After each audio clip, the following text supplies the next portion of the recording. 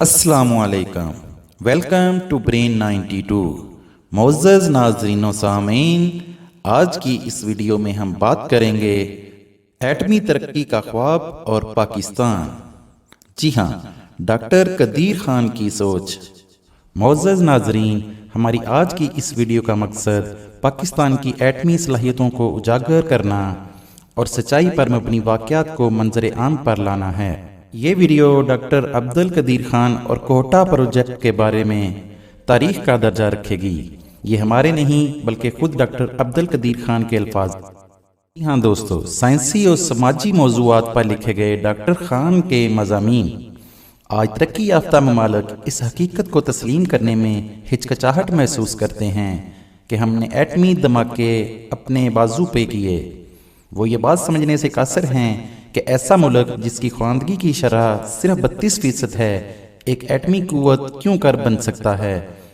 आए दिन हम पर इल्ज़ामात लगाते रहते हैं। कभी वो कहते हैं कि हमने यूरोपीय ममालिक से एटमी राज़ो नक्शाजात चोरी किए हैं, कभी कहते हैं हमने मिज़ाइल साजी और एटमी टेक्नोलॉजी के हसूल में किसी मुल्क से मदद ली।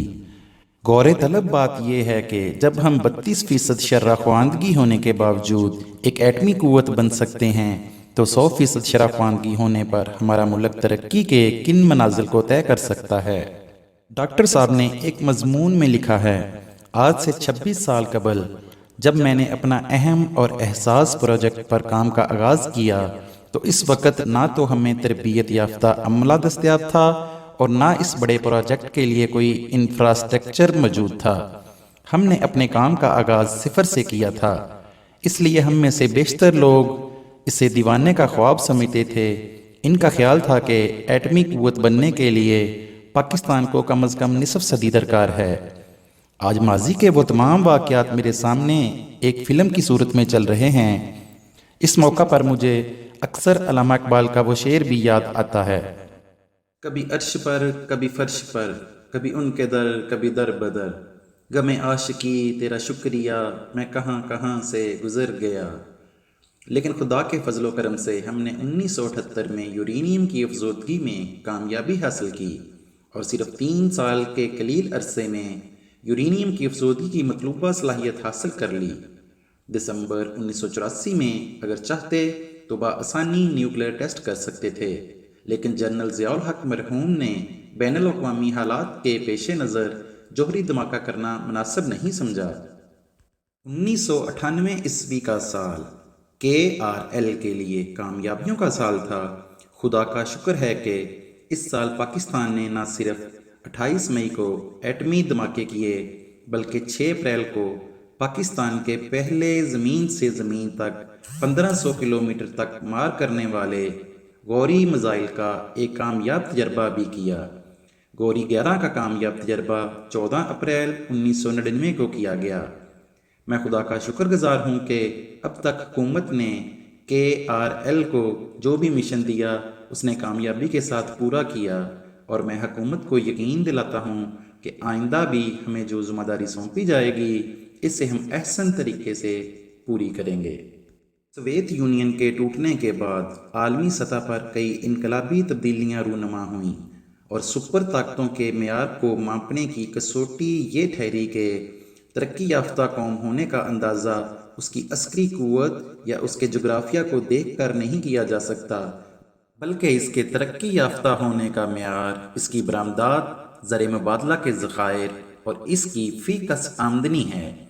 जापान की मिसाल हमारे सामने है, जो एक एटमी या अस्करी कुव्वत नहीं, लेकिन वो इक़्तिसादी तौर पर इतना मजबूत है कि बैनुल अक़वामी सतह पर किसी भी दबाव को वो खातर में नहीं लाते और अपना नुक्ता नज़र मनवाने की जुर्रत रखते हैं। वो कौम जो एक दौर में एक तिहाई दुनिया पर काबिज़ थी, आज वो पसमानदगी का शिकार है। आखिर वो क्या वजूहात हैं जिनकी बिना पर आज हम तमाम अक़वाम आलम से पीछे रह गए हैं। हालांकि दुनिया में इस्लाम वाहिद मज़हब है जिसने इल्म के हसूल पर सबसे ज़्यादा ज़ोर दिया है, जिसके बारे में रसूल अकरम सल्लल्लाहु अलैहि वसल्लम की बेशुमार अहादीस मिलती हैं। साइंस और टेक्नोलॉजी के फ़रोग़ के बारे में हम बातें तो बहुत ज़्यादा करते हैं, लेकिन इस शोबे में अमली काम ना होने के बराबर है। जहाँ तक साइंसी तरक्की का ताल्लुक है, आज हमारे पास KRL जैसा जदीद और मुकम्मल इदारा मौजूद है, जहाँ इस वक्त जदीद तरीन मशीनरी के साथ साथ वो तमाम सहूलियात और आसाइशात मौजूद हैं जो तरक्की याफ्ता ममालिक को हासिल हैं। अलावा ज़ी KRL हर साल साइंस से मुतल्लक बैनुल अक़वामी मियार की कई कॉन्फ्रेंसें और वर्कशॉपें वगैरह का भी अहतमाम करता है, जिसमें न सिर्फ मुल्क के कोने कोने से साइंसदानों और इंजीनियरों की बड़ी तादाद शिरकत करती है, बल्कि पूरी दुनिया से भी साइंसदान जोक तर जोक हिस्सा लेते हैं। और इस तरह हमारे मुल्की साइंसदानों और इंजीनियरों को साइंस के शोबे में होने वाली इजादात और तहकीकात से मुतल्लक मालूमात हासिल होती हैं।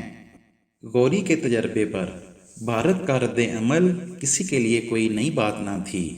भारतीय वज़ीर ने पुरजोर अंदाज से कहा कि वो मज़ीद हथियार हासिल करेंगे और साथ ही ये कहा कि पृथ्वी और अग्नि की सूरत में इनके पास गौरी का जवाब मौजूद है। भारत के मशहूर अखबार हिंदुस्तान टाइम्स में शाया होने वाले एक मजमून में लिखा गया कि गौरी के तजर्बे के जवाब में हमारा रद्द अमल वाज़िया होना चाहिए, बजाय इसके कि हम ये कहें कि कुछ नहीं हुआ। इसलिए ज़रूरी है कि अग्नि पर काम जारी रखा जाए, इस नीयत के साथ कि इसकी तनसीब करनी है। दूसरा ये कि सेकंड स्ट्राइक सलाहियत हासिल की जाए, और तीसरा ये कि ये इंतहाई ज़रूरी है कि एटमी तजर्बात शुरू किए जाएं। वो लोग जो कहते हैं कि अग्नि का निशाना पाकिस्तान नहीं है, इनकी आंखें खोलने के लिए अग्नि का मकसद वाज़िया तौर पर सामने आ गया।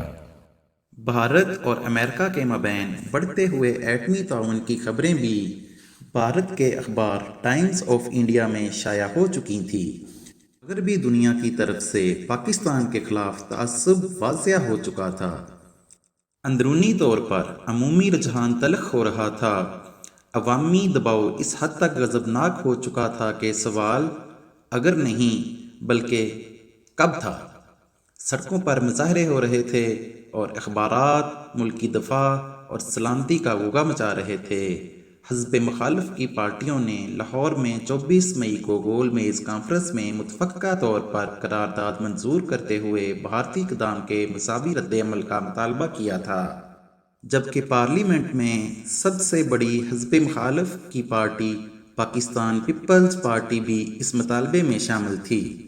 पीपल्स पार्टी के जनरल सेक्रेटरी ने 15 मई को प्रेस कॉन्फ्रेंस से खिताब किया और भारतीय धमाकों के फौरी जवाब का मुतालबा किया। हुकूमत सख्त मुश्किल और असाब शकन इम्तहान से दो चार थी। अपने वज़ीर आज़म को इंतहाई तहसीन के काबिल करार देता हूँ, जिन्होंने पाकिस्तानी तारीख़ के मुश्किल तरीन सूरत हाल में मसाली किरदार का सबूत दिया। उन्होंने पूरे 17 दिन इनकार ना किया और आखिरी फैसले से कबल बैनुल अक़वामी कायदीन बशमूल अमेरिका के सदर क्लिंटन को एटमी धमाका ना करने और भारतीय हमले की सूरत में पाकिस्तान के तहफ़्फ़ुज़ की ज़मानत देने की तजवीज़ तक पेश की। ऐसी कोई ज़मानत फराहम ना की गई। अब पाकिस्तान को जायज़ हक़ हासिल था कि वो अपनी हिफाजत और सलामती के लिए ज़रूरी इक़दामात करे।